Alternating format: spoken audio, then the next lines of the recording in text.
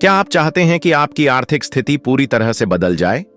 आपके पास इतना पैसा हो कि आप अपनी मनपसंद चीजों को खरीद सकें।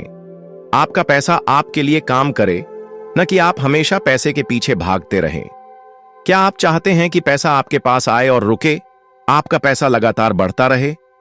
लेकिन सवाल यह है कि क्या सच में ऐसा हो सकता है? क्या सच में हम इतना पैसा कमा सकते हैं कि अपनी मनचाही जिंदगी जी सकें? जवाब है नहीं, क्योंकि आप पैसे के मनोविज्ञान को नहीं जानते हैं। आप पैसे के बर्ताव को अच्छे से नहीं समझते हैं।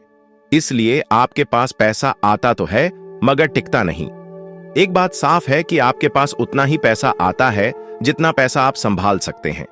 पैसा सिर्फ आपकी मेहनत और काम से नहीं आता। आपके पास कितना पैसा आएगा, ये आपकी मानसिकता और आपके फैसलों पर निर्भर करता है।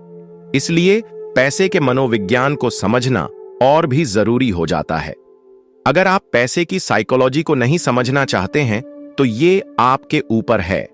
लेकिन अगर आप पैसे के मनोविज्ञान को समझकर अपनी जिंदगी पूरी तरह बदलना चाहते हैं तो इस वीडियो को एंड तक जरूर देखना, क्योंकि इस वीडियो में मैं आपको बताने वाला हूं पैसे का असली मनोविज्ञान। मैं आपको बताने वाला हूं पैसा कैसे बनाया जाता है, कैसे बढ़ाया जाता है, लोग कैसे पैसे को संभालते हैं और कैसे अपनी वित्तीय स्थिति को मजबूत करते हैं। इन सभी चीजों को हम सीखेंगे मॉर्गन हाउसल की बहुत ही प्रसिद्ध किताब द साइकोलॉजी ऑफ मनी से। यह किताब आपको पैसे और निवेश के बारे में उन अनदेखे सिद्धांतों और मानसिकता के बारे में बताती है जो दुनिया के सबसे सफल लोग अपनाते हैं। यह किताब यह भी बताती है कि कैसे पैसे के साथ हमारा रिश्ता और हमारी सोच हमारी वित्तीय सफलता को प्रभावित करती है। द साइकोलॉजी ऑफ मनी में से मैं आपको बताऊंगा 7 ऐसे महत्वपूर्ण सिद्धांत जो पैसों को लेकर आपकी सोच को पूरी तरह से बदल देंगे। अगर आप इन सिद्धांतों को ध्यान से समझते हैं और अपनी जिंदगी में लागू करते हैं तो पैसों का ये मनोविज्ञान आपको भी पैसे के खेल में सफल बना देगा।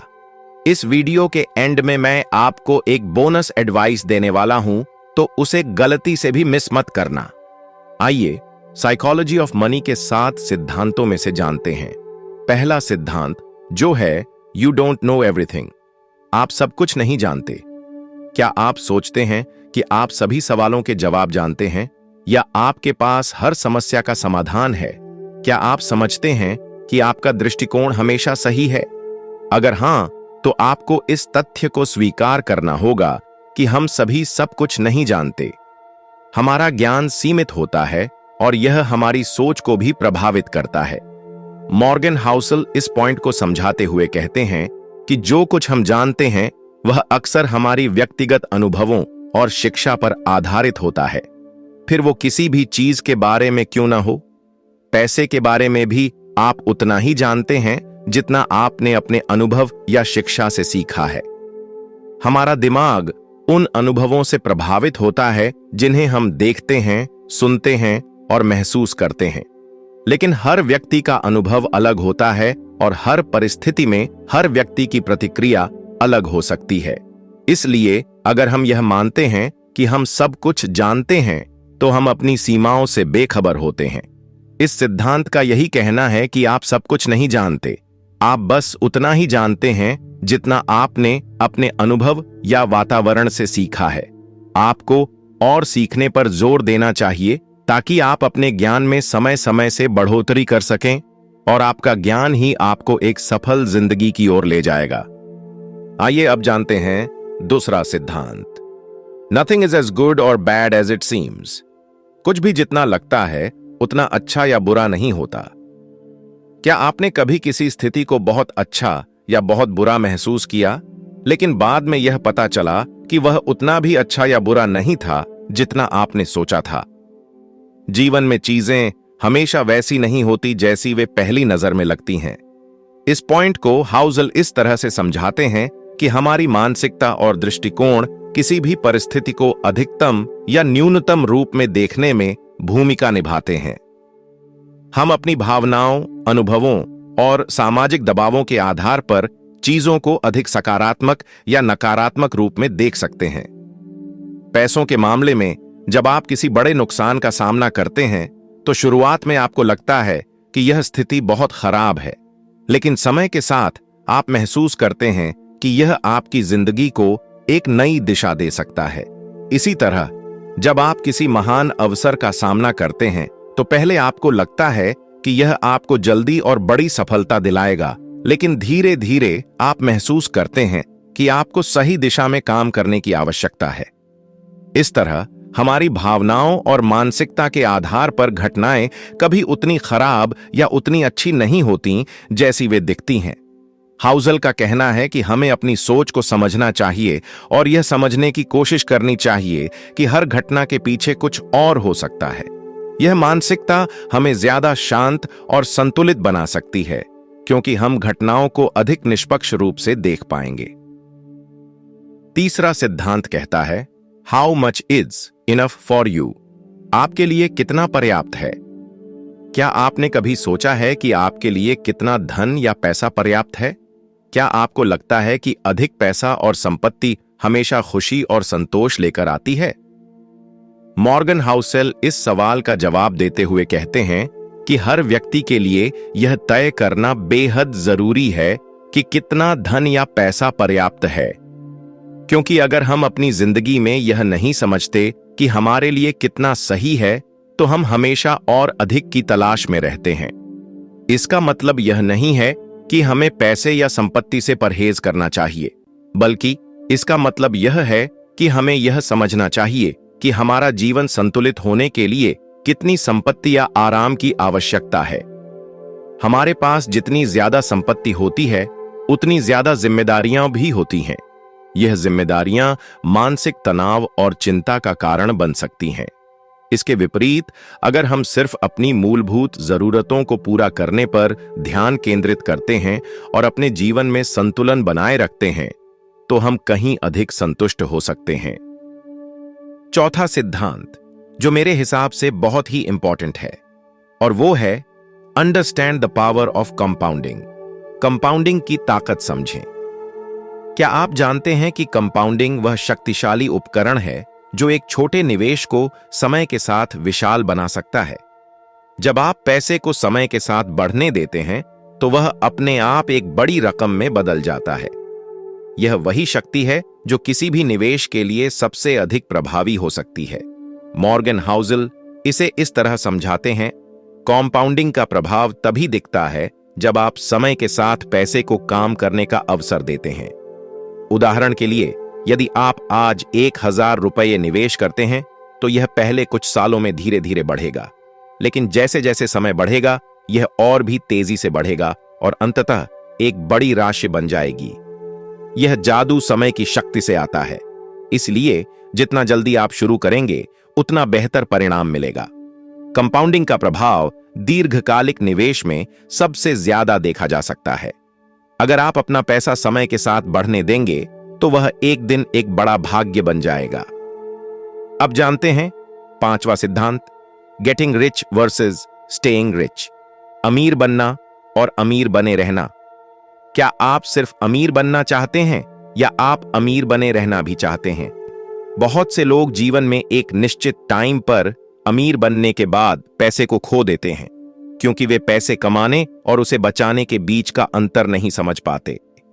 मॉर्गन हाउसेल के अनुसार अमीर बनना और अमीर बने रहना दोनों ही अलग अलग खेल हैं। जब आप पैसे कमाने की प्रक्रिया में होते हैं, तो आपका मुख्य ध्यान उस पैसे को हासिल करने पर होता है, लेकिन जब आप पहले ही अमीर बन चुके होते हैं, तो आपको अपनी संपत्ति को बनाए रखने और उसे सुरक्षित रखने पर ध्यान केंद्रित करना होता है।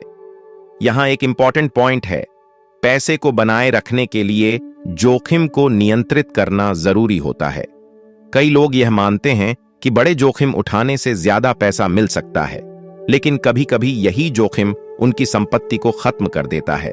इसलिए अमीर बने रहने के लिए आपको सोच समझकर निवेश करना, खर्च को नियंत्रित करना और अपने पैसे की रक्षा करना बेहद जरूरी है।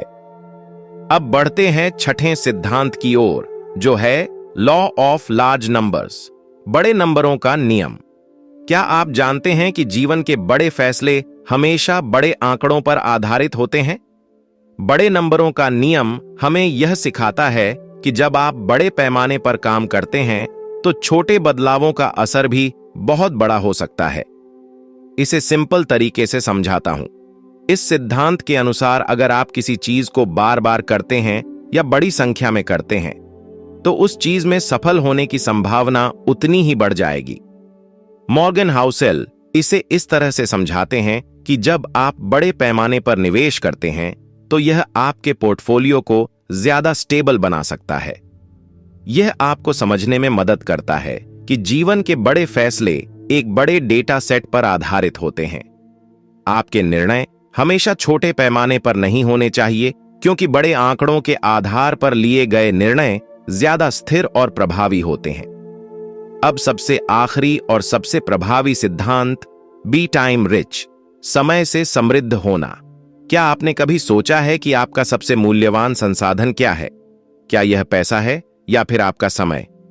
अगर आप सिर्फ पैसे को ही अहमियत देते हैं तो आप शायद अपना सबसे अमूल्य संसाधन समय खो सकते हैं।